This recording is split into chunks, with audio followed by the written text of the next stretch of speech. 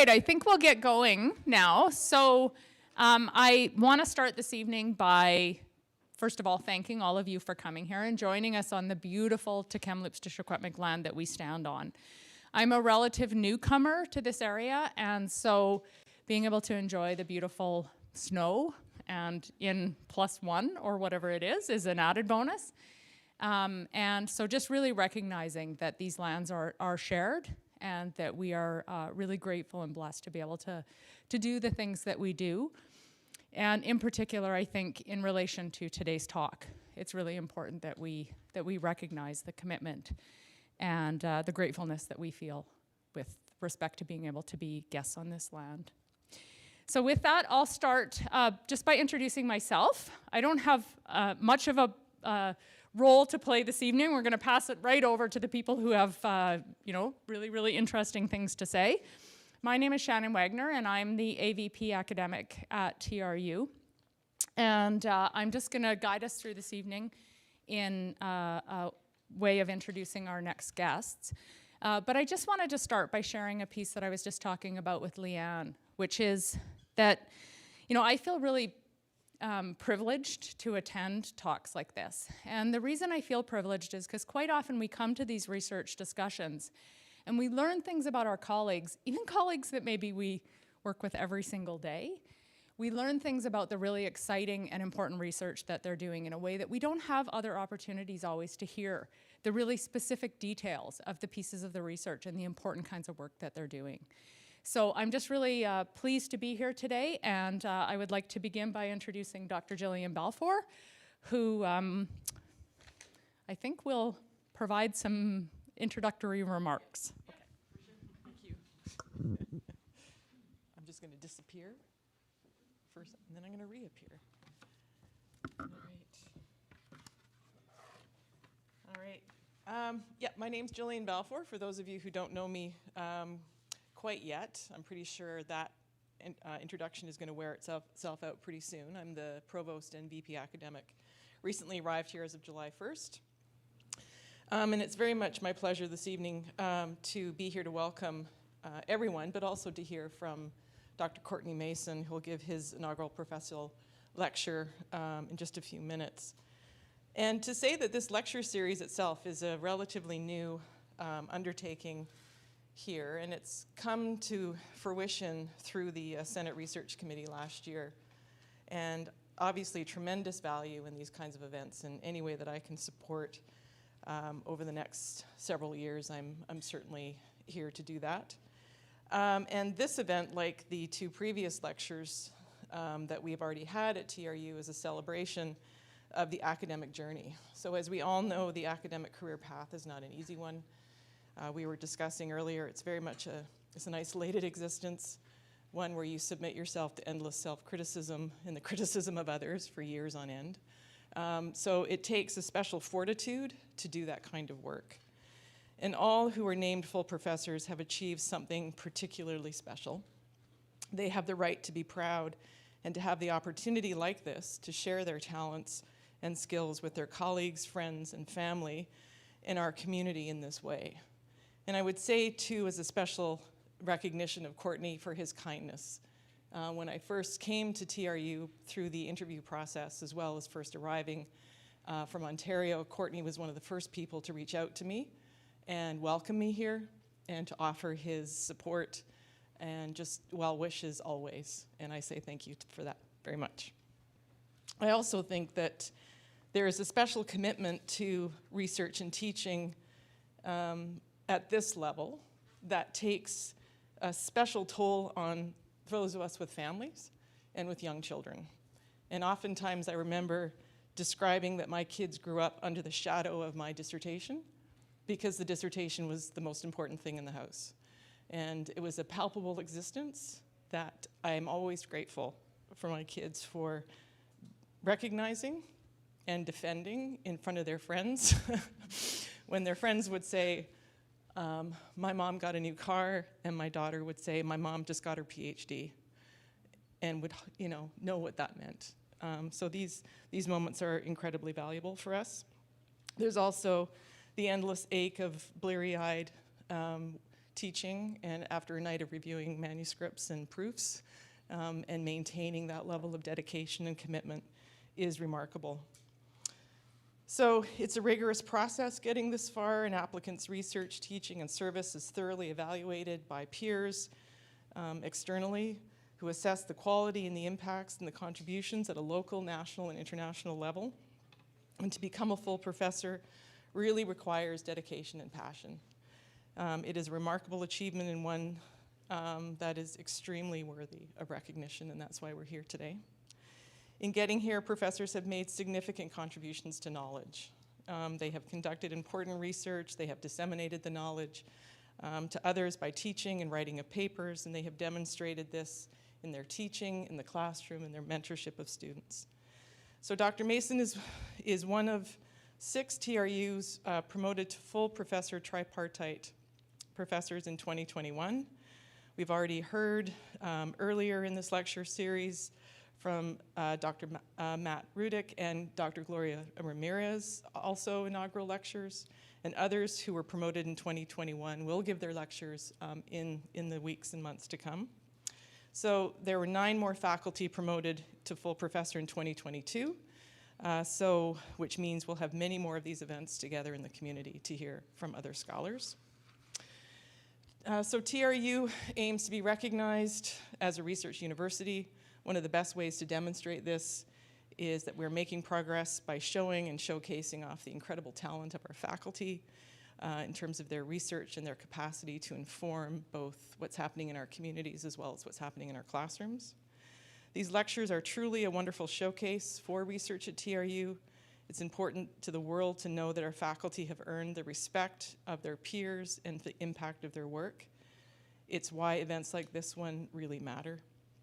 They speak to who we are and what we hope to become as an institution. Part of what is important to recognize is that one of the important objectives that this university has set out for itself is the hiring of 200 new tripartite research faculty over the next 10 years. It's a significant commitment that I'm certainly prepared to make and to see through to completion. It's an ambitious goal, but it's one that will take effort and persistence of all of us to support our colleagues in this work and using all the tools at our disposal, such as this lecture series, to support an ongoing commitment to a culture of research. And as I said at the outset, this is a special occasion. I'm certainly looking forward to Professor Mason's lecture. It's not often that I get to sit and immerse myself in the ideas and the analysis and the intellectual escape of a lecture. Actually, it's been too long. So I'm very happy to be here and have the privilege of attending many more lectures in the weeks and months to come. Thank you.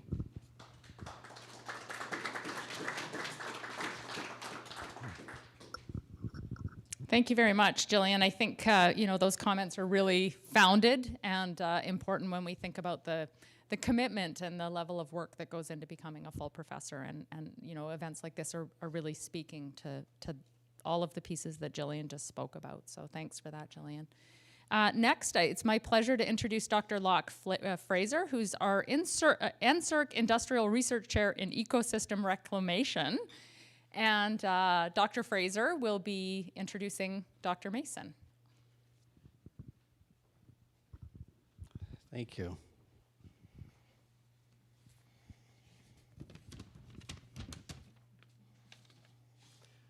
It's really my great honor to introduce Dr. Courtney Mason. Courtney is a professor and a Canada Research Chair in Rural Livelihoods and Sustainable Communities. He's cross-appointed between Natural Resource Science and Tourism Management departments, which really gives you an indication about the broad scope of Courtney's research. Courtney takes a truly interdisciplinary approach in order to research rural and Indigenous land use development with a focus on tourism economics, protected area management, and environmental change. Courtney's research considers tourism and parks as productive strategies to develop Indigenous lands in ways that increase food security and economic opportunities, to minimize risks to local ecosystems and support cultural continuities, His work takes him around the world, including strong research collaborations in New Zealand, which I'm a little envious about. Two outstanding examples of Courtney's impact in his field are his landmark books, Spirits of the Rockies, Reasserting an Indigenous Presence in Banff National Park, published by the University of Toronto Press, and A Land Not Forgotten, Indigenous Food Security and Land-Based Practices in Northern Ontario, published by the University of Manitoba Press. Since joining TRU in 2015 as a Canada Research Chair, and I'm proud to say that I was on that hiring committee, Courtney has absolutely excelled by building an interdisciplinary research team, training high-caliber graduate students, which includes 1 postdoc, 2 PhD students, and 20 master's students, one of whom, Jason Johnson, is he here? I didn't see him, has recently joined the Department of Tourism Management at TRU. Collaborating with scholars at national and international levels, establishing research partnerships with Indigenous communities, organizations, and governments, securing funds in excess of $20 million to support projects in numerous research streams, publishing over 50 peer-reviewed papers, contributing to the broader public discourse, and presenting his findings at dozens of national and international conferences, including numerous keynote addresses. Courtney is a star academic, and some who have accomplished as much as Courtney might have a big head. Courtney is the most humble and down-to-earth person you could meet. He's respectful, thoughtful, he listens with attention, and considers his words carefully. Courtney's not afraid to voice his opinion, and when he does, people take note because he speaks with confidence and passion. On top of this, Courtney is generously supportive, and he's the best colleague I could hope for. I could go on, but we want to hear from Courtney and his 2 decades of collaborative work with diverse Indigenous communities in rural Canada and internationally. So for all these reasons that I've shared with you today, plus so many more, I'm truly honored to introduce Courtney Mason.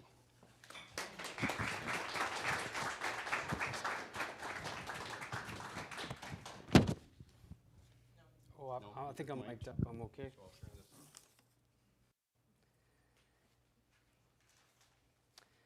Shago, Waiko Waitip, bienvenue to Mon DC. Welcome everyone here. I'm literally humbled by the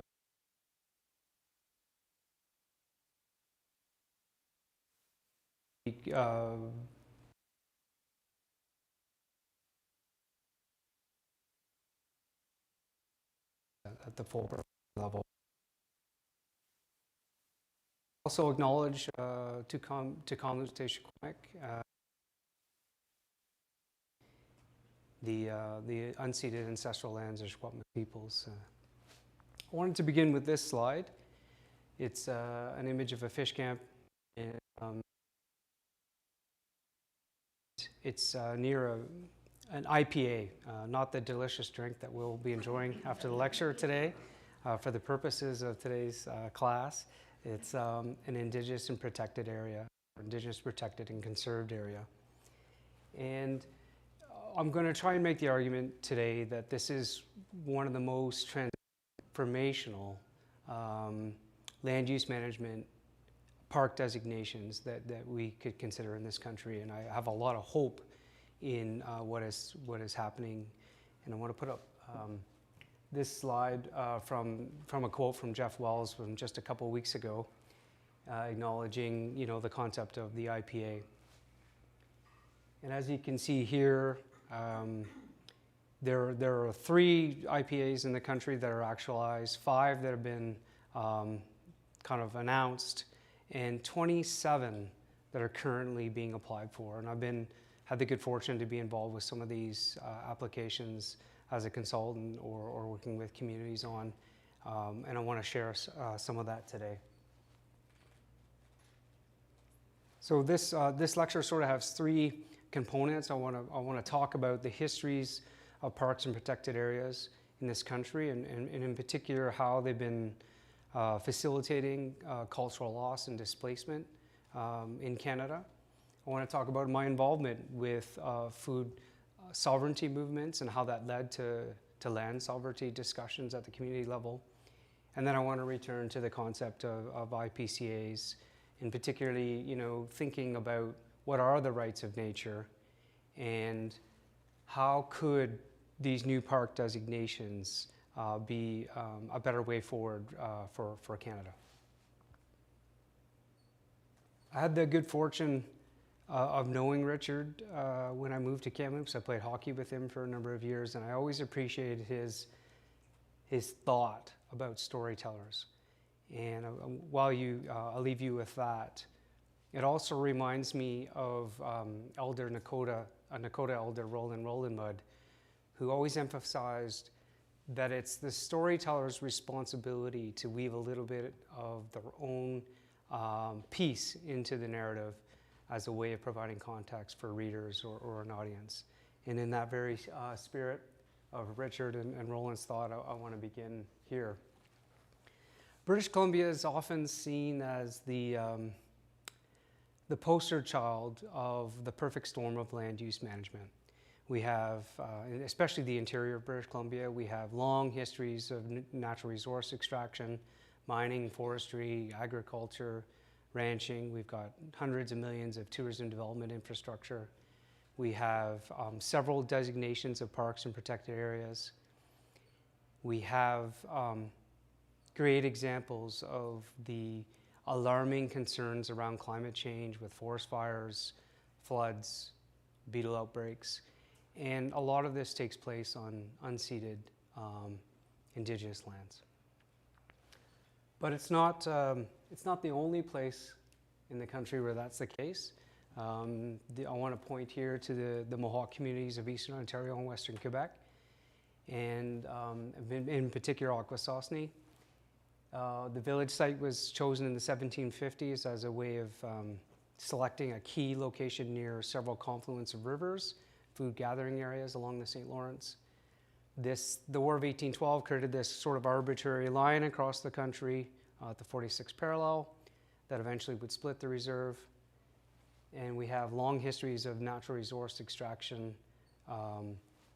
Domtar, the same company that operates here in Kamloops, its flagship mill in Ontario was on the Eastern Ontario side, here in Cornwall.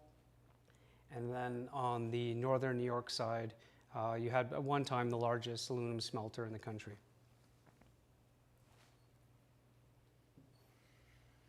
Here you have the reserve, which Akwesasne split into. The green is Western Quebec, the red is Eastern Ontario, and this Donald Trump yellow skin color here is Northern New York State. I first told that joke about 6 years ago, and I didn't think it would still be relevant, but he just won't go away. So I digress. But these are complex political jurisdictions. They're not soft borders between Ontario and Quebec and the international boundary between Canada and the U.S. I remember this island here, Shake Island, in particular, is in Mohawk territory. It's where my dad's family would gather each summer to fish and talk about fish and be together several generations. He's got 8 siblings and all of their families. And I remember the early 1990s, late 1980s, fish biologists are communicating to all the settler and Mohawk communities along the St. Lawrence that, you really shouldn't eat the fish anymore. And because of mercury contamination, because of high industrial activity here on the St. Lawrence. And I remember how that was communicated in such a culturally insensitive way that, fishing was like a recreational practice like golf that you should just take a break from for a few years. Not an important cultural practice that has been engaged with in this area for hundreds or thousands of years. There was a real disconnection between the biological sciences at that time and researchers and their approach to community. And then this was happening at the same time, the early 1990s. Some of you will recognize this image because it came to represent what is known as the Oka crisis. Oka is significant for many reasons. Obviously, a conflict between the Canadian government, Canadian military, and Mohawk communities of Eastern Ontario and Western Quebec. It really brought into a conversation, a dialogue, Indigenous land rights at a national and even arguably international way.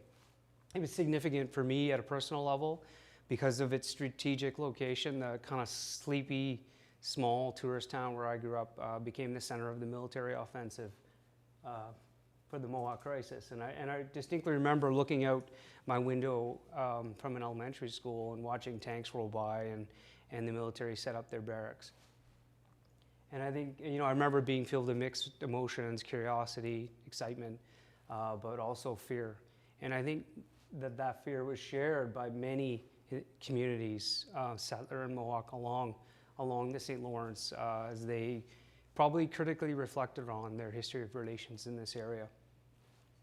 I didn't think about land use management at all for a number of years.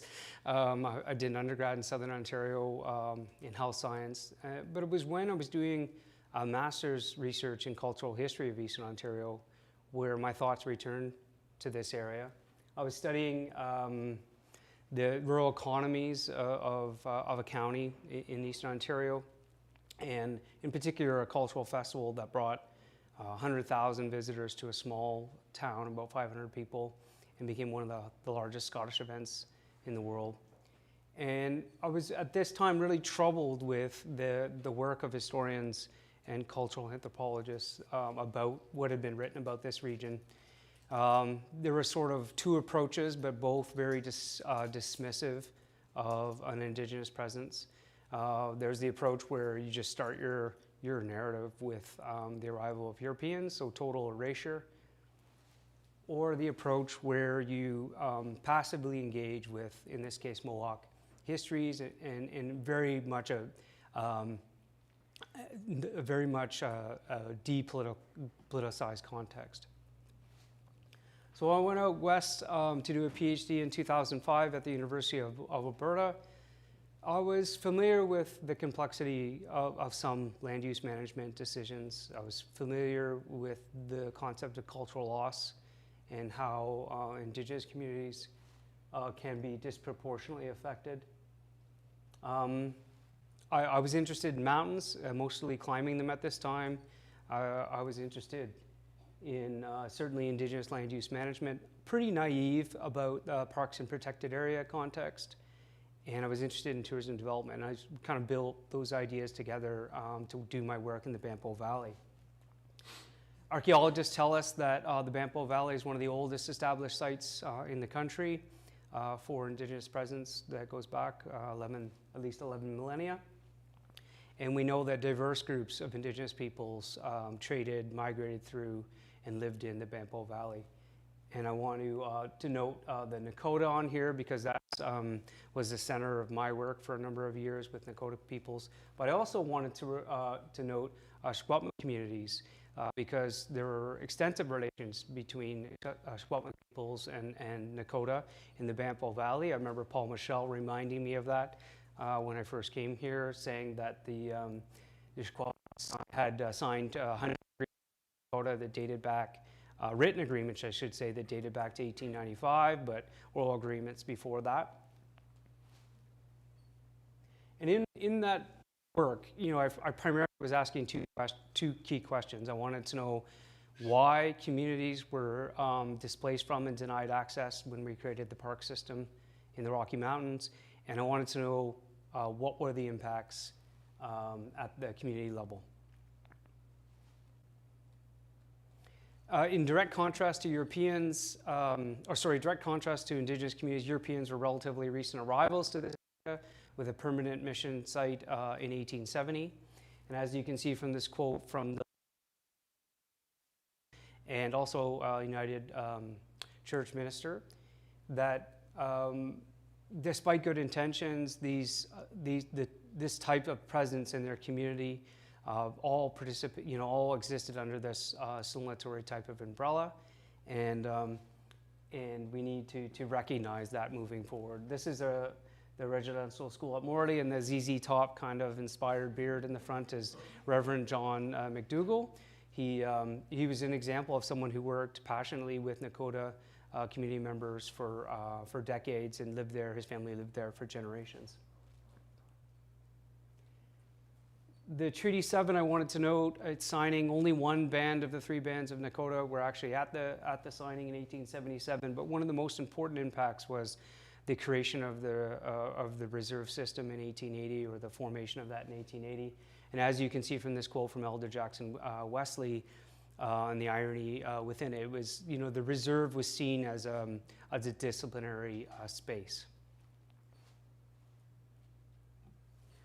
As you can see from Elder Lenny Poussette here, the intentions of the federal government and how they viewed the reserve changed very distinctly in 1885 when they introduced the pass system that many of you are familiar with.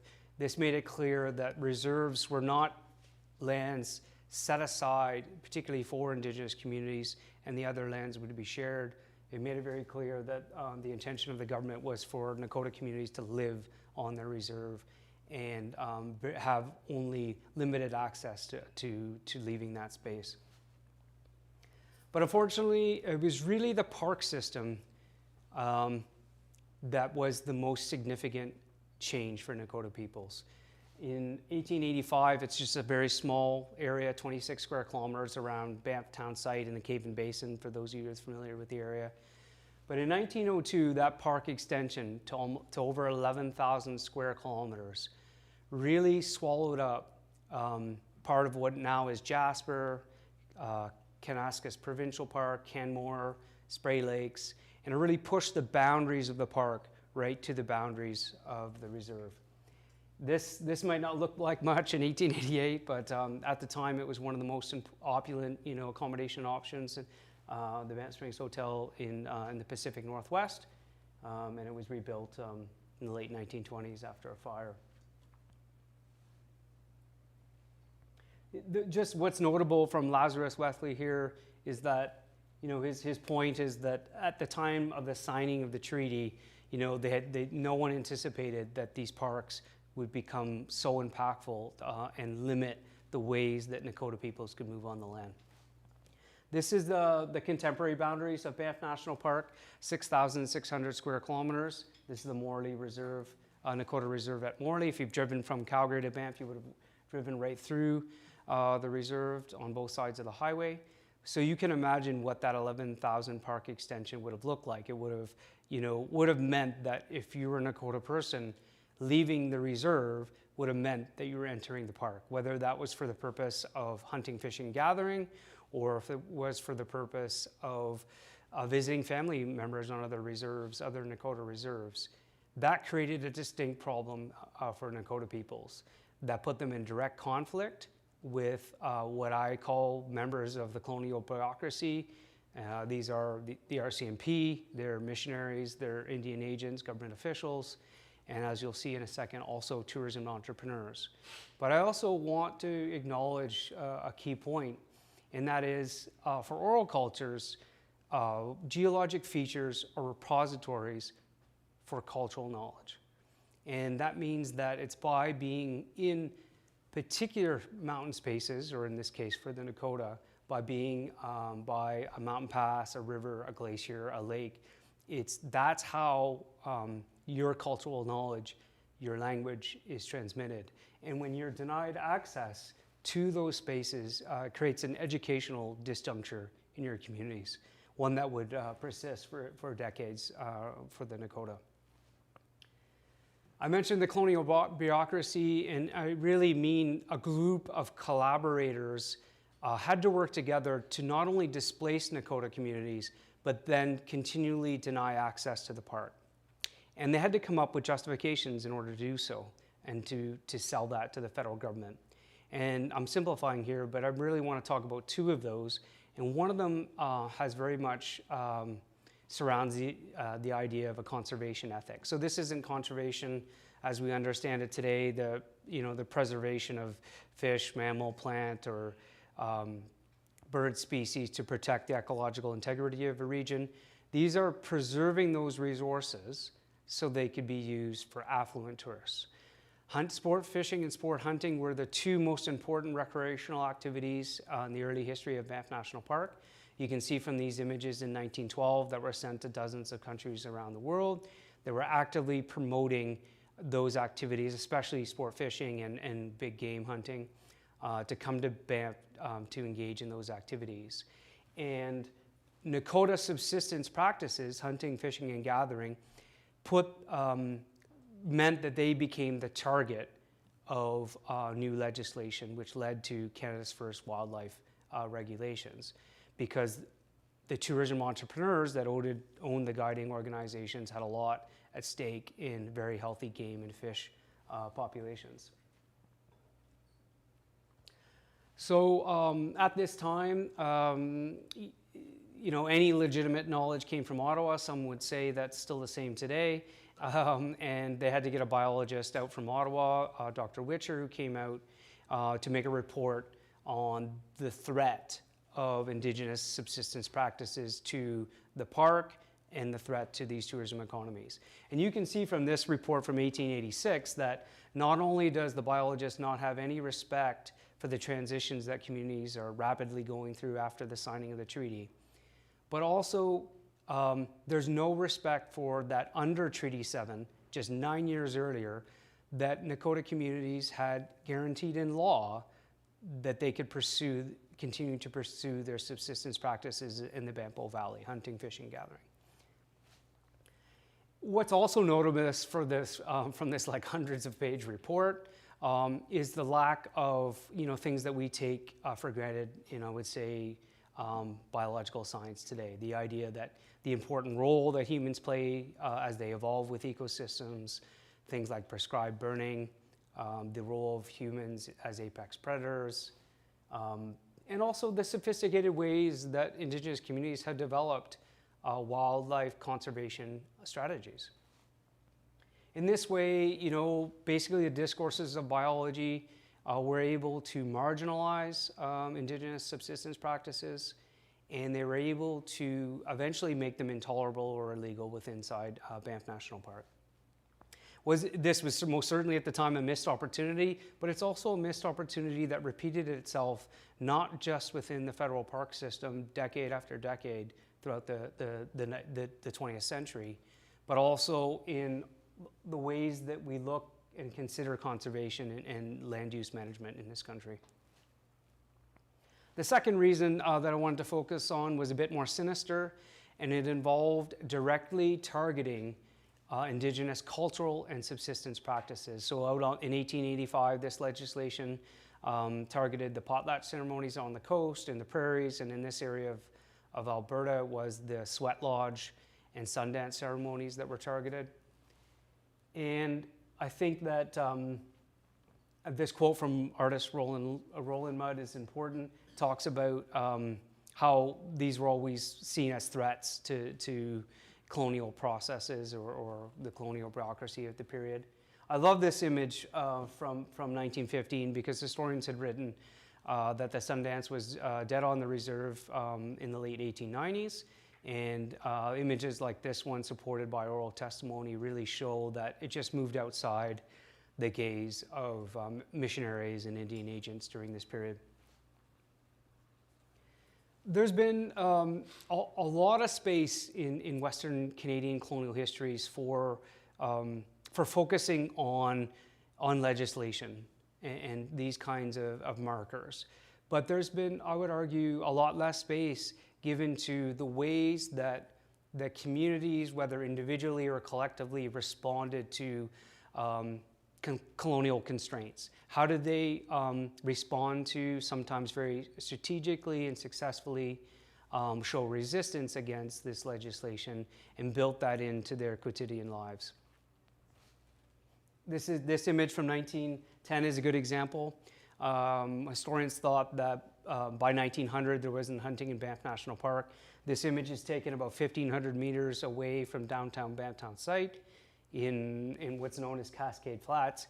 It's remarkable for its quality of a photographic image, but it also, again, supports other oral testimony that shows that, of course, subsistence practices continued whenever they could gain access to the park. Tourism was one of the reasons that Nakota peoples were originally denied access to the national park system in the Rocky Mountains, but it was also one of the ways that they returned to these spaces. By being engaged with local tourism economies in Banff Town site, Nakota communities had employment opportunities. They regained access to the park to visit sacred ceremonies. They also hunt, fish, and gathered along the way on both sides of the trip. And there was also a lot of political alliances forged through the organization of this tourism event that's been widely ignored by historians. It ran for several decades. Until the 1940s, it was one of the largest tourism events in all of the Pacific Northwest, and it was centered around Indigenous cultural performance and sporting performance. One of the gaps in knowledge that this research tried to address is we know very, very little about the histories of Indigenous women's involvement in, I would say, both early tourism economies and also sporting competitions. One thing we know is that women's roles in the organization of these events were absolutely pivotal. They played a number of leadership roles in the organization of cultural performance. They led the cultural performance aspects, but they also had many recognized events in the rodeo competitions as early as the 1890s. When you think about women's participation in sport around the world at this time, this is really quite remarkable. I think I was interested in the ways that race, class, and gender kind of compounded to create unique spaces for Indigenous women during this period. Euro-Canadian women really didn't gain access to public rodeo until the late 1960s, around the professionalization of the sport. And we have several Indigenous women's-only events in these rodeo competitions as early as 1895. So really quite interesting. Just one, I'm only going to make one theoretical point in this lecture, but because Doug's doing a response, I thought I should do one at least. But I want to make a pitch here, or I make a pitch in some of my work about the work of French philosopher Michel Foucault. And I think the works of Foucault have had very fair and powerful critiques about the ways that maybe he focused on sexuality and ignored aspects of race and gender. Lots of powerful critiques about why his works should be dismissed in colonial contexts. But I think this is a mistake, not only for these two reasons that I note here, but also when you think about his sophisticated histories of disciplinary institutions in France. I'm talking education institutions, prisons, military systems, mental hospitals. These provide a very interesting map for understanding how repressive structures work. And the disciplinary institutions in a colonial context came from somewhere, and they came from England and France in the case of Canada. And I found a lot of similarities in the ways that Foucault was writing about, for example, the prison system in France, with how a reserve life was organized. How was space, time, and movement manipulated on a reserve to increase surveillance, to expose individuals to disciplinary technologies like residential schools or the church, how it constrained movement, time and space. And so I think for these reasons, the works of Foucault are highly valuable. We don't need a French philosopher to interpret Indigenous experience, that's for sure. But for those reasons, I think Foucault is not drawn enough in colonial context. This work that Locke mentioned was published in 2014, and it was based on 7 years of collaborative ethnographic work with Nakota peoples. And it had a number of key findings, but I really want to focus on the last one regarding food security and food sovereignty. When I finished my PhD in 2010, I wanted to go somewhere to work more directly with health professionals. I had a hard time focusing on Indigenous kind of histories and oral histories when in the volunteer work on the reserve at Morley, there were such pressing health concerns around chronic disease, around, in particular, youth suicide, and I wanted to go and work with people that had expertise in those areas. I had an undergrad in health science, but I certainly didn't have training in chronic disease, substance abuse, and other issues that I was seeing at the community level. So I took my first job at the University of Ottawa, and I worked there for 5 years. And I primarily did research in 3 OG Cree communities in Anishinaabe. And I was really thrilled to be working with diverse interdisciplinary work in health and in food. But I also thought that I had something to offer because I think it's really hard to understand in a contemporary health context unless you look back and you look at the history of land use management. I find those stories about the land and evidence about the land and how it's changed central to contemporary health. These communities range in size from about 80 band members to about 1,200. And despite their geographic latitude, they are some of the most isolated communities in the world. So when you consider the Iqaluit and Nunavut way up here, there are a number of flights out a day from Iqaluit. You can fly to Vancouver, Ottawa, Toronto, etc. Some of these communities in Anishinaabe have a flight out every 6 to 8 weeks. They have very limited ice road access. And so for that reason, it's a very interesting place to study food and food access. This is Ontario. This is where all the people live. Sudbury is considered, kind of rural and remote north. Thunder Bay, even more so, remote place. Well, these communities are several hundred kilometers north of there, of course.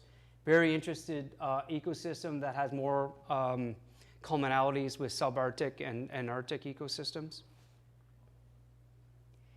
And despite what were different experiences under European contact, we had very similar results in Treaty 9 territory in Northern Ontario. And it was really the fur trade economies that changed local ecosystems and changed the relationship that local peoples had with ecosystems. And if you think about small groups of family traveling through a massive territory, following seasonal migrations of plants, animals, and then you think about a permanent village site, and you think about buying your food from the Northwest store, and specifically targeting, a couple fur-bearing mammals like beaver, marten, and muskrat. You can think about how, your diet, your level of physical activity, and your relationship to the land may be altered. And that was, of course, accompanied by, some of the same legislation that targeted Indigenous cultural practices and their relationships with the land that groups out west experienced. The projects that I was lucky enough to be involved with, some of them were decades old. We were typically invited as researchers into the community around fall and spring food gathering seasons. And the purpose of that research was to determine what we call wild food frequency patterns, the idea of understanding how food comes off the land, how it's distributed, shared, how it's preserved within the community, and of course its cultural value. All of these land-based programs in these communities are designed to get more people on the land and increase local yields, food yields. All of them have cultural and linguistic components. You can see here the late Chief Simon Frog explaining the OG Cree names of waterfowl to youth in his community. This is a scenario where some woodland caribou were caught. They're brought into the gym.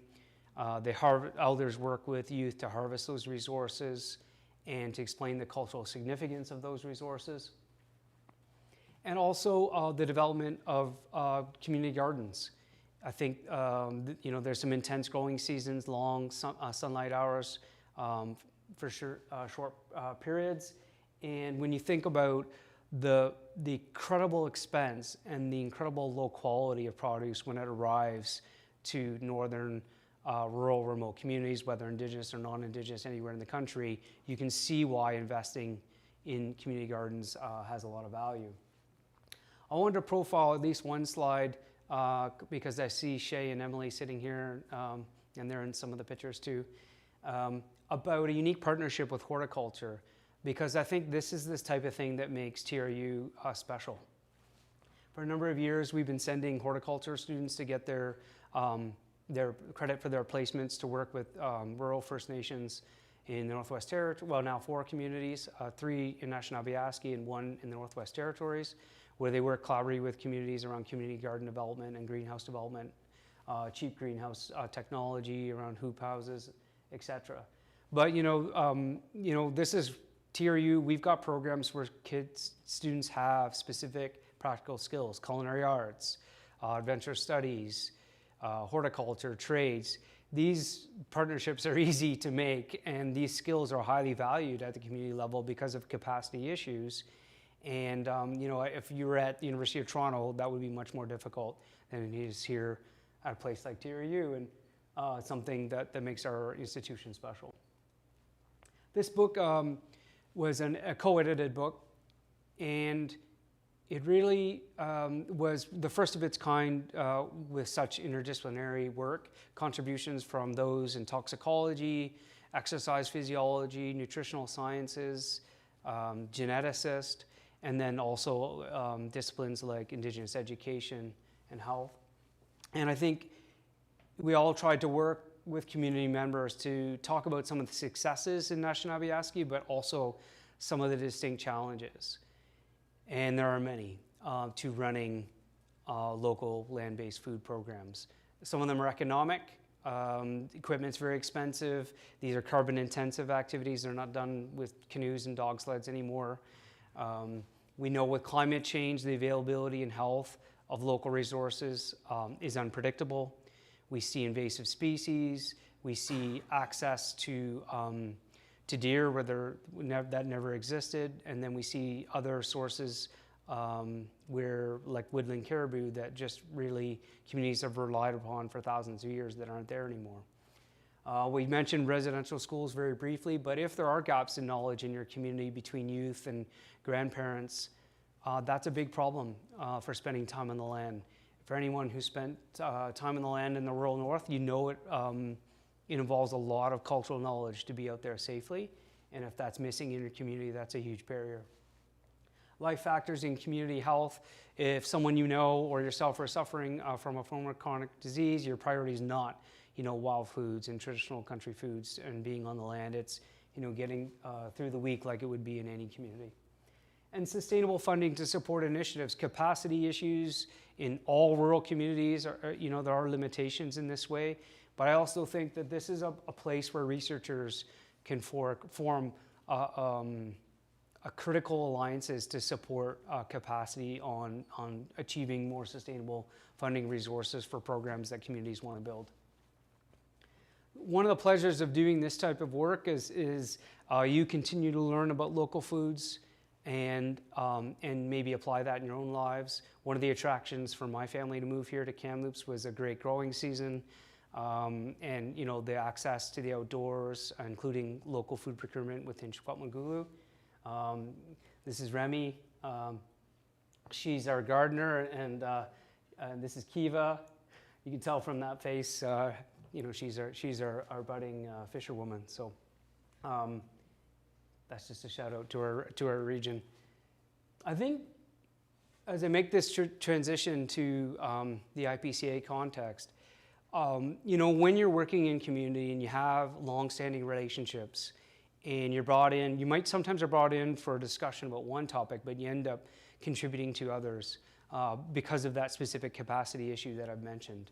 And it was while working in Anishinaabe that I got asked to come to the Northwest Territories to work on a wild food lunch program.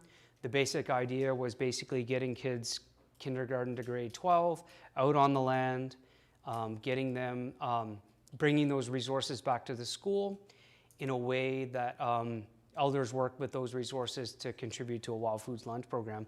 But importantly, they wanted that recognized within territorial curriculum standards. And so I was working in the community first in 2010 on this program, and then you get brought into a broader discussion about ecotourism and Indigenous tourism development in the territories. And part of that discussion was the creation of an Indigenous protected area. And I was really happy to learn from local community members and be part of that application for Canada's first IPCA at AJ in the Northwest Territories. Not a small area, over 14,000 square kilometers, and on the Horn Plateau, protecting critical food gathering areas for Dene peoples, and critical habitat for many species, including migratory birds, wood bison, and caribou. But before, to tell the rest of the IPCA story, I want to just tell you a little bit about what that concept is. I told you that it was a park designation, but it's a park designation by 3 criteria. It's led by Indigenous peoples and Indigenous governance. It's committed to long-term conservation objectives, and it elevates Indigenous peoples' rights and responsibilities on the land. But more importantly is the political backstory about why this designation exists. In 2010, Canada participated in the UN Convention on Biodiversity, where basically they decided that one of the world's most alarming issues is the loss of biodiversity. And they asked countries to come back and create their own HE, or that was held in HE Japan, HE biodiversity targets. Canada, of course, took a long time to do that, took 5 years to do that, but they came back with very ambitious targets under the Liberal government to protect 17% of land and fresh water and 10% of marine ecosystems by 2020. So if you live in Malta, increasing your percentage might be the idea of extending a municipal park. But if you live in a country of almost 10 million square kilometers, that creates a very ambitious task. And the government, the Liberal government at the time, also saw this concept of an Indigenous protected area serving both TRC calls to action and reconciliation efforts, and maybe potentially meeting UNDRIP principles at the same time. The Liberal government started to work on this. They've recently doubled down, or say tripled down, some would say, by saying they're going to protect 25% by 25 and 30% by 2030. The biodiversity is part of that conversation, but carbon sequestration is a big part of that conversation as well. One of the second IPCA that was created, the Seal River watershed, protecting the Seal River watershed in northern Manitoba and Nunavut, is massive. It's 12 million acres of, basically peat wetlands. It stores 1.7 billion tons of carbon. To put that in perspective, I mean, Joel could maybe do a better job of this, but to put that into perspective, that's almost a decade's worth of Canada's greenhouse gas emissions at its current rate. So the question I have for you before I return to the international context here is, if you were going to create an IPCA and you know some of the criteria that I just raised, where would you create it in Canada? If you were logistically going to work through this problem, where would you target within our country? Not rhetorical, I'm literally asking for your participation here. Leanne, sorry. Yeah, parks are going to be a central part of that, this new designation, but where geographically in the country? Are you going to choose downtown Vancouver? Is that going to be your choice? Where are you going to choose? You're going to choose the rural north. That's one criteria. And you're also going to choose places that maybe are non-treaty territory, because there's less red tape, and because the interior of British Columbia meets a number of those characteristics. We're going to hear a lot about this in the next few years. I mentioned the 27 applications currently being considered. Many of them are the interior of British Columbia, because we have high biodiversity pound for pound in interior of British Columbia, and we have a lot of unceded territory. So the rural north, certainly the territories are going to play a role, but I would say the other biggest place in the country is where we live in the interior of British Columbia. I think IPCAs are a step in the right direction, but I also think that it's important to look further afield.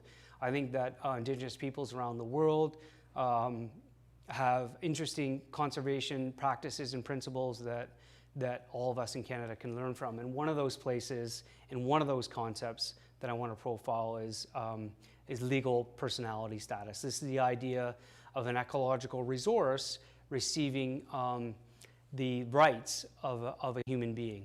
And so you've read about this in the news, perhaps in the context of Ecuador or the Ganges River in India, but probably the place that it has the most applicability and maybe the most teeth is in Aotearoa, New Zealand. And the idea that a park, Urewera, Te Urewera Park in the rural North Island of New Zealand here, was de-established in 2014, and the park became its own legal entity. And that is two important criteria in my mind. The idea is sort of neutralizes the debate around ownership. It's not owned by the Crown. It's not owned by Maori communities. It owns itself. And it has certain rights and responsibilities within that legal structure. The other aspect is that it affords the highest status of environmental protection within the system. So national park status is already a very extremely high status of protection. But like we saw, I hate to raise Donald Trump again and twice in one lecture, but like we saw when Trump came into power, one of the first things he did was started oil and gas development in the calving areas of Alaska for the porcupine caribou herd. Like immediately that happened upon election. So we know that these legal structures are fragile in some cases.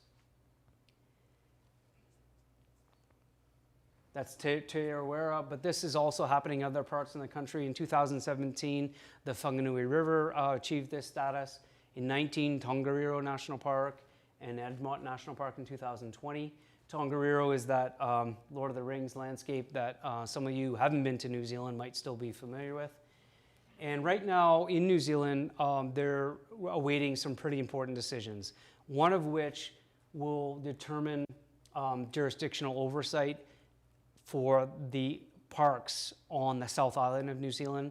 So Ngātahu are the Maori group on the South Island, so they're awaiting some critical decisions where those parks are all situated in the Southern Alps. And at the same time, you have the National Parks Act and the Conservation Act under review in New Zealand. And I can tell you that this isn't just the idea of inserting an Indigenous or a Maori word here or there within a very largely Pākehā or European framework. The central thrust of these documents, some of the key conservation principles are Maori Indigenous principles being asserted within these really important legislation. I want to just note this paper just came out, I think yesterday really, online. It was a paper produced by a number of co-authors, including a graduate student here, Emily, at the university. And I think it's important because this paper emerged from teaching. And I was teaching here in the tourism management department and realizing there was just no work out there that started to put these important parts of the conversation together. IPCAs, what's happening in New Zealand, rights to nature, nature and this important history of displacement and cultural loss that is part of parks' legacies all around the world. And so I'm particularly proud of this paper because it went to a more science journal, and it was and it's going to be profiled as one of a few of the most important papers in the year for this journal, and we have a presentation in a week or two on that. So as my colleague Anna Carr says from the University of Otago, we need to look at how parks can be, we can rethink these power structures within parks. In Canada, we have this system, this federal body, then you have another federal body of administration under it, and then you've got this concept of consultation underneath that Indigenous communities, not so much historically, but certainly today play a role in. What if we switched that? What if we started with, Indigenous elder and traditional knowledge? We looked at the concept of consensus at iwi or band in Canada consensus, and then you have this large stakeholder group on whatever land base you may be talking about. To me, that is a more productive way forward. One of the things that gives me hope in working in this type of discipline is even in Banff, a place that is one of the oldest and most conservative in approach, the one that has a lot at stake in user numbers, park user numbers, and of course with the town site, hundreds of millions in tourism infrastructure. If change can happen there, it might be incremental, but these are all things that I've seen since I've started working there, some of which I've been a part of. And I have a lot of hope for these new designations that are really Indigenous-led and are really productive in the way that they're thinking about broader conservation practices. Last couple of slides. During COVID, my work and the work of all of those in the lab, the graduate student work, really, we had to pivot. We couldn't visit the rural north. We couldn't visit Aotearoa, New Zealand. And at the same time, opportunities opened up at the parks level in British Columbia, regionally, I would say. And my students were so receptive to responding to that change. Some of them even made it their master's work. We have an interesting project around mountain goats at Cathedral Provincial Park that now includes consultation and collaboration with Lower Sumikamin Indian Band. That work was profiled in Canadian Wildlife, or an aspect of that work this summer in the cover story. And these are examples, at a regional way, the things that are shifting at the provincial park level too. Some of you were out to visit the quadrennial Adams River Run for sockeye salmon, and we have a project supported by BC Parks looking at signage, looking at Little Shuswap Lake, Indian Band perspectives of environmental change and around salmon, and also some work in Wells Gray that students, again, student-led work that looks at species at risk legislation and looking at land use management changes, including Indigenous involvement in land use management decisions there. To summarize, we have, I hope that argument is clear today, that we need to own some of the colonial histories in this country. The histories of colonial violence and cultural repression, talking about them, writing about them, listening to them are key aspects to moving forward with any reconciliation initiative. There are so many parks designations in this country, and that creates a lot of complication in how we manage land with them in those spaces and with diverse stakeholders within them. And just a small percentage still are under co-governance structures, and that, as I said, is rapidly changing.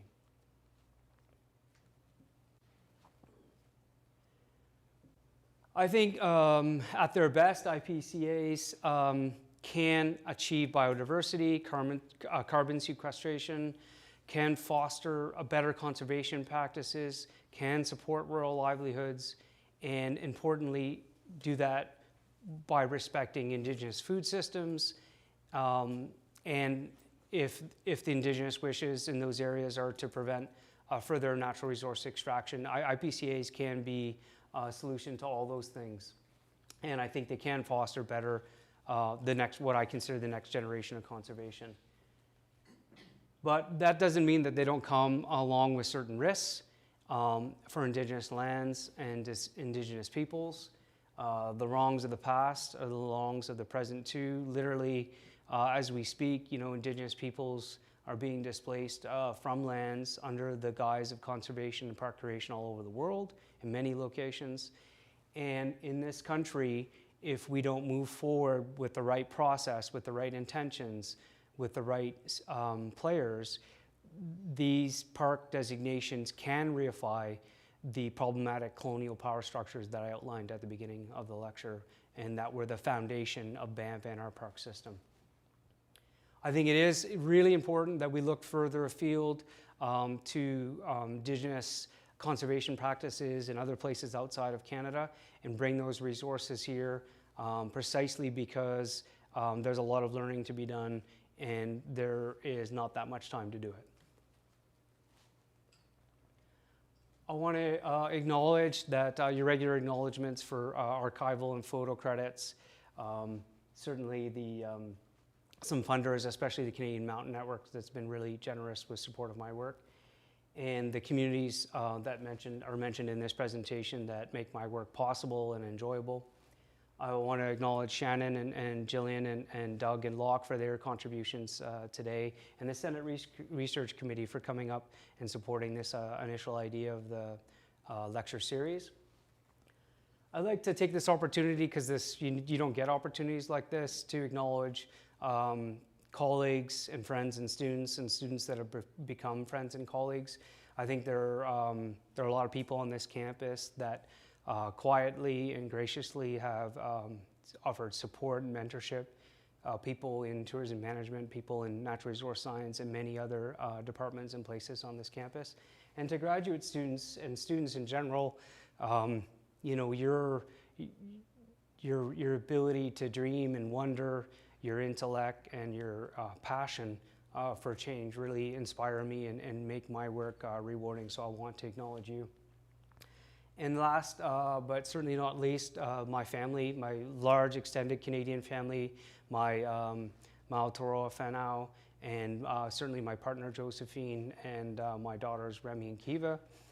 There's a part of them in absolutely everything that I do. And I want to recognize my dad.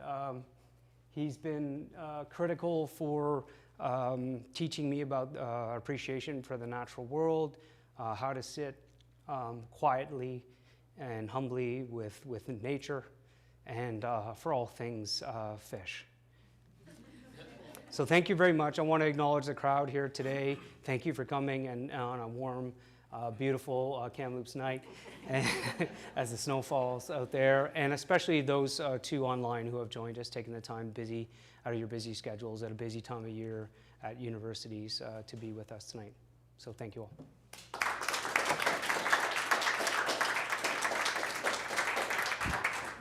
Thank you so much, Courtney. Wow, so many questions. Did you want to take a couple of questions before we move on to Doug's response, or did you want to do your response first, Doug? How about a couple of questions, and then we'll leave you as the closing act. How does that sound? Okay, does anyone have any questions? It's hard to see.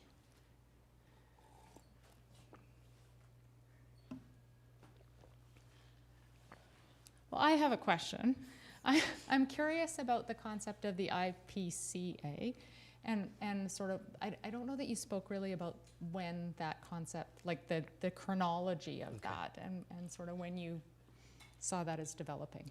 Yeah, the chronology, thanks for your question, Shannon.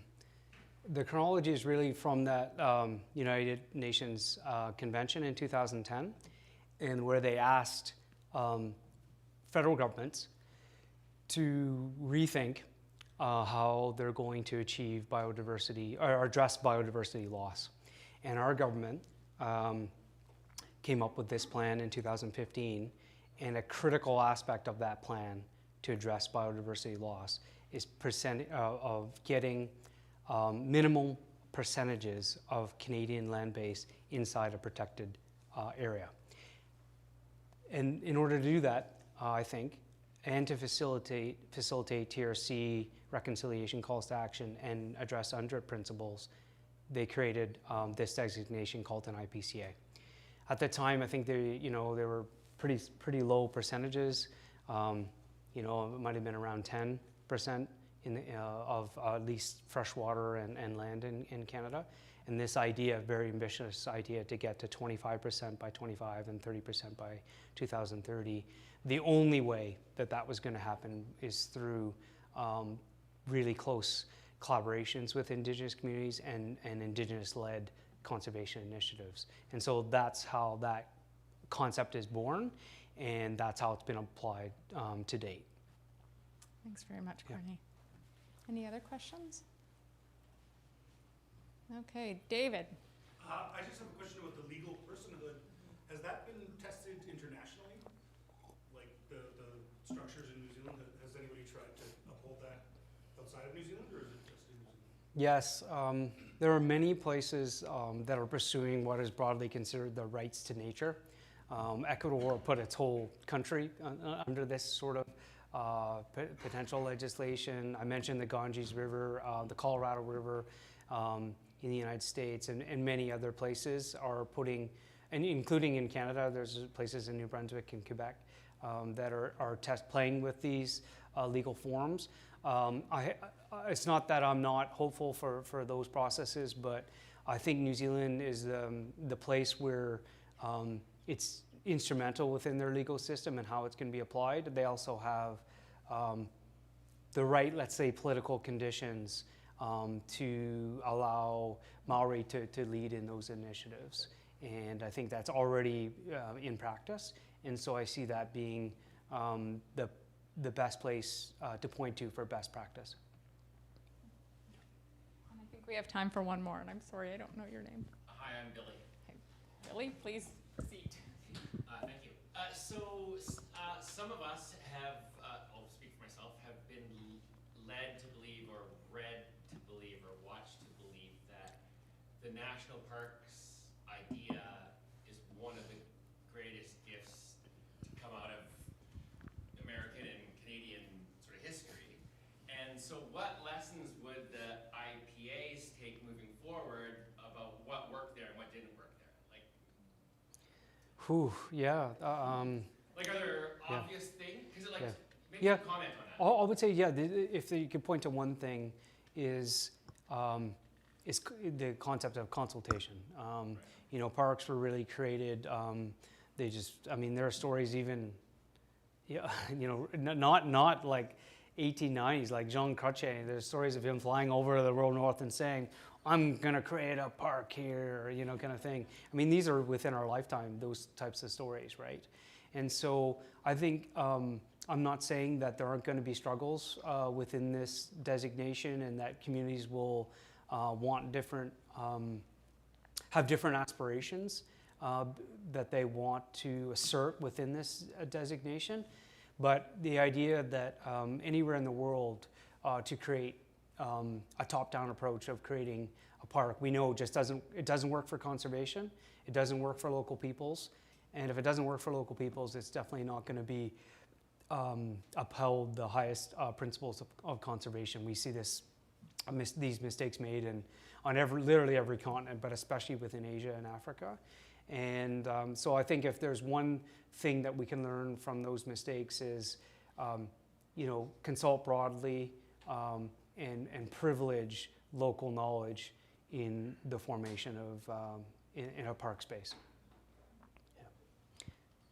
Okay, thanks very much, Courtney. I think we should probably move on to Doug's response, but if you could just join me one more time in thanking Courtney for his really excellent presentation tonight. Thank you.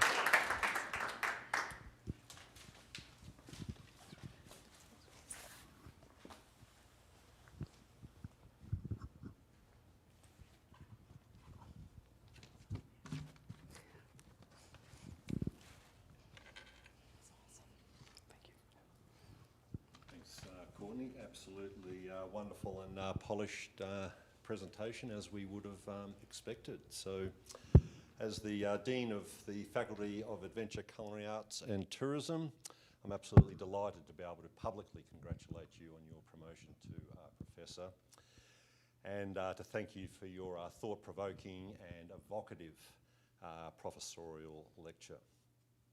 It's nice to see your peers and colleagues, friends, and students here this evening, and of course our family and others online as well.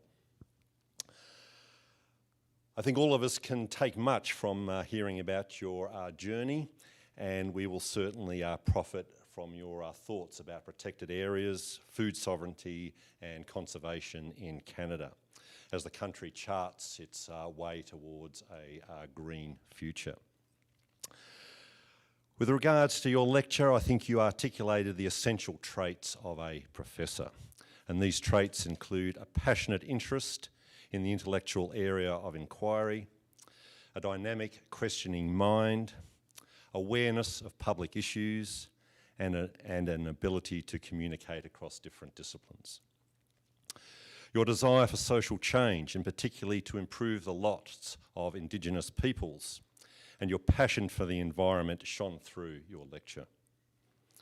You are constructively channeling your passions for the betterment of others and the environment. Your work with Parks Canada and Indigenous communities to establish Indigenous protected and conserved areas is but one example of your constructive passion that are helping rural Indigenous communities. You can be especially proud of this work. Your willingness to critically reflect on your own research and to constantly assess and reassess your contributions to social change reveal your questioning mind. You're not afraid to delve into and speak to the complexities and nuances of the past and the present. The formation of the Banff National Park displaced Nakota communities and restricted their food gathering and cultural practices. But you remind us that these communities did not completely lose their agency and that they are able to challenge colonial power. You also remind us about the new opportunities that Canada's national and provincial parks afford Indigenous communities. Today, parks allow Indigenous communities to improve food security, develop fresh economic opportunities, mitigate risks to local ecosystems, and practice and celebrate their cultures. There have been many landmarks on your personal journey. Some, such as the 2015 Truth and Reconciliation Commission's call to action, reflect your sharp reading of shifts in the public mood and the need for researchers, educators, and educational institutions to rethink how they respond to the past. You responded by realigning your research and teaching, including creating a new course. The title of your course captures your response: Indigenous Tourism, Power, Politics and Peoples. Your fields of interest and indeed your scholarly reputation are very much grounded in an interdisciplinary approach that incorporates Indigenous knowledge, colonial history, public policy and food sovereignty, public policy and reconciliation, and ecology and sustainable development. Your collection, A Land Not Forgotten, is the epitome of an interdisciplinary approach to securing healthy food, a problem faced by many rural Indigenous communities. As well as contributions from social scientists, A Land Not Forgotten includes chapters by experts in toxicology, genetics, and nutrition. And your marriage of Indigenous knowledge with strands of new materialism and post-humanism to explore different conceptualizations of nature is a further affirmation of your interdisciplinarity. So finally, in addition to his passion, questioning mind, awareness of public issues and interdisciplinarity, I want to highlight Courtney's creation of the Rural Livelihoods and Sustainability Communities Lab. This is a home for and a place to mentor his graduate students. Some of Courtney's students are already working in the academy. Others hold influential policy positions in government and community organisations. Courtney, your peers and colleagues in FACT, NRS and across TRU wish you all the best for your professorial career. and we know that you will continue to ask deep and difficult questions of society and its institutions, and continue to lead the search for fresh and creative answers. We also look forward to many more years of the service to colleagues and peers that you give so willingly and generously. Thank you, everyone.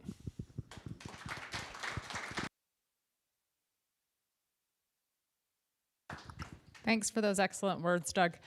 So that brings us to the conclusion of the events for tonight, but there's all kinds of food and goodies, and I think the intention is that anyone who would like to stay and visit and have a snack and a drink is welcome to do that.